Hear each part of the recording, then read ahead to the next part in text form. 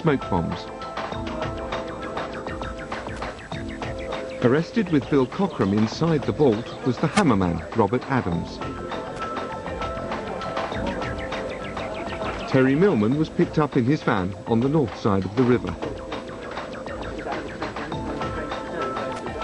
Kent police raided the Wenham's farms and arrested Lee.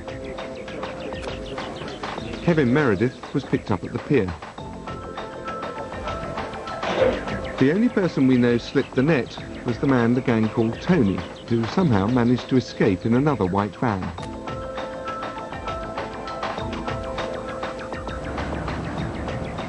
Only one of the prisoners said anything in police interviews, one who'd never been arrested before, the boatman. The rest made no comment. Robert Adams was toughest of all. He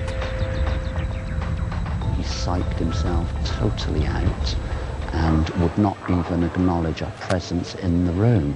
It was almost as though he was in a trance. He was staring at a spot on the wall and he stayed completely passively throughout. Now, he was in prison, obviously, throughout, a year before the trial and more, remanded in custody, not had a single visitor. What's the code? You're arrested, you're polite. Keep that shut. And you say? Say nothing. Nothing. Nothing. Whatever you say nothing. Nothing. It didn't happen. I don't know what you took. No, don't. That's the rules. You're done paying the rights, you say nothing. Name, rank and number. Yeah. That's it. That's what you that's what you... Then you get the respect it deserves. Yeah. But they're the rules of the game.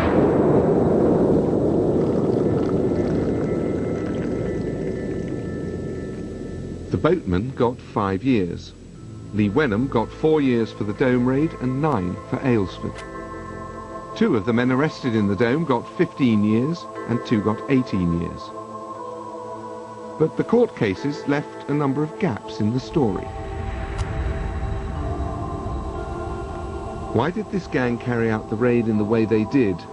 There's a puzzle in their property seized at the Dome. It's not what they brought with them, it's what they didn't. They had body armour, tools, the nail gun, sledgehammer and bolt cutters, radios and disguises.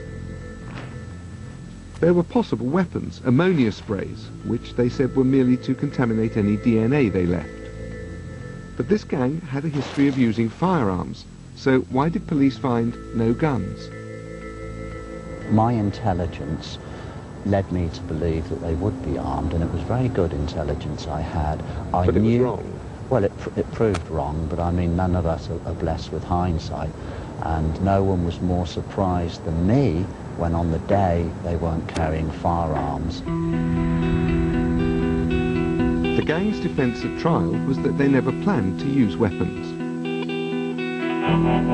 Security for the diamonds was so poor, they claimed, that they could rely on speed, not firepower. They also said they had inside contacts to ensure there'd be nobody at the jewel vault. The gang say they had somebody on the inside at the Dome. Credible? Yeah, credible. It doesn't mean to say that you have somebody on the inside who's a participant, but they must have got information from the inside. The classic thing is that, you know, as they would say, you want someone to open doors. Now, what that actually means is you want somebody who tells you how to get through the security. Would they do it if they didn't have somebody on the inside? No. It wouldn't be worth it. Ray Betson said in evidence that his contact with the Dome insider came through a police officer, Michael Waring. P.C. Waring is Ray Betson's brother-in-law.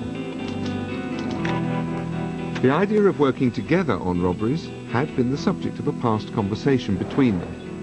In court, each accused the other of raising the suggestion, and nothing came of it. Remarkably, while Ray Betson's gang was plotting the Dome raid, Constable Waring was writing a screenplay about a villain and a policeman who discussed the idea of setting up raids together. He gave it the title Brothers-in-Law. P.C. Waring's been in a very difficult position for a long time, having a family member like Betson, because clearly he has to balance family loyalties with his wife and her relationship with her sister, so he has to be cordial and pleasant to Betson in very difficult circumstances. Now, I know that a couple of years before the offence at the Dome took place, P.C. Waring had actually reported to police his concerns that Raymond Betson was an armed robber. This is how we got to hear about Betson and know about Betson before.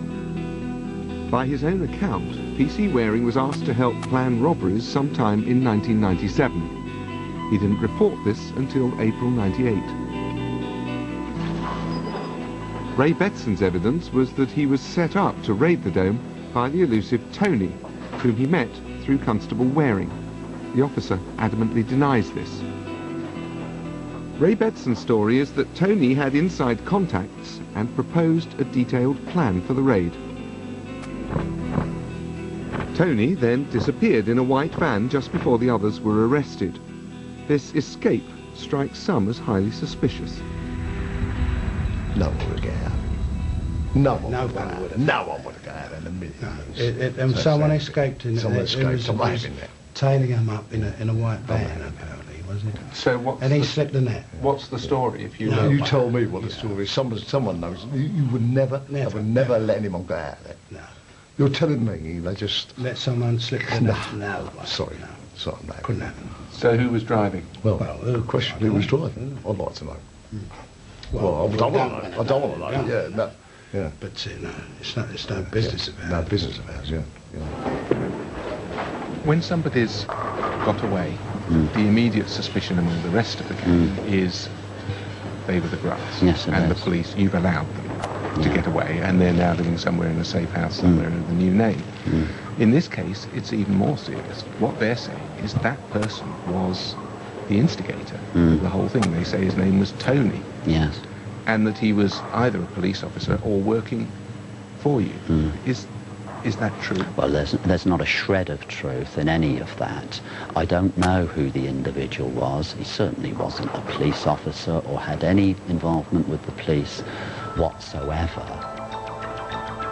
Details the gang gave about Tony are so vague it's impossible to check if he ever existed. Even enhancing the video of the white van shows nothing but a pair of hands to identify the driver.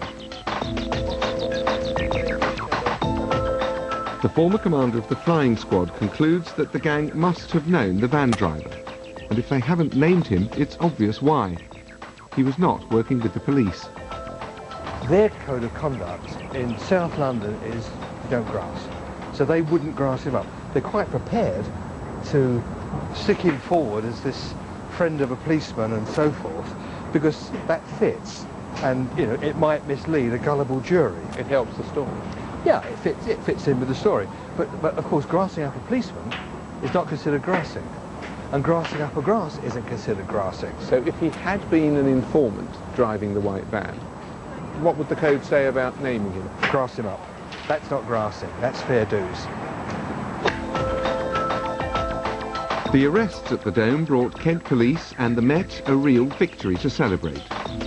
For the flying squad, it was a chance to regain public credit. One for the grandchildren. The day the Millennium Diamond Gang was caught, bang at it. The public don't disrespect what they did. You've got to understand that. With the Dome, they didn't, because people would say, well, good luck to them. There was no one hurt, there was no one up, no children, That's what people say. and that's what people are thinking, that's what people are talking, people are saying that. Everyone who walks the street, every man on the street has got a little bit of larceny in them from there somewhere. And when they read about it, it's things they would like to do themselves, but probably haven't got the bottle, haven't got the circumstance, they've not been born in that circle. And they all envy the old robber if he gets away with it and wish that they'd taken part in that robbery. You know, this is the way I see it anyway. Sweeney, back in business? Well, the Sweeney have never gone out of business. We've always been there, and I really hope we always will be there. How do you rate the gang that did it? I mean, they had good intentions and they was game. Anyone who goes and commits that sort of crime has got to be game bastards. They are. Good intentions? Because, Yeah. well, you know, to get the prize. And they weren't even the real diamonds. Yeah. That's the shame of it, that's the tragedy of it. You know, to think you put your head in a noose for that. Yeah, and get 18 They years get for 18 years on it, they're wrong.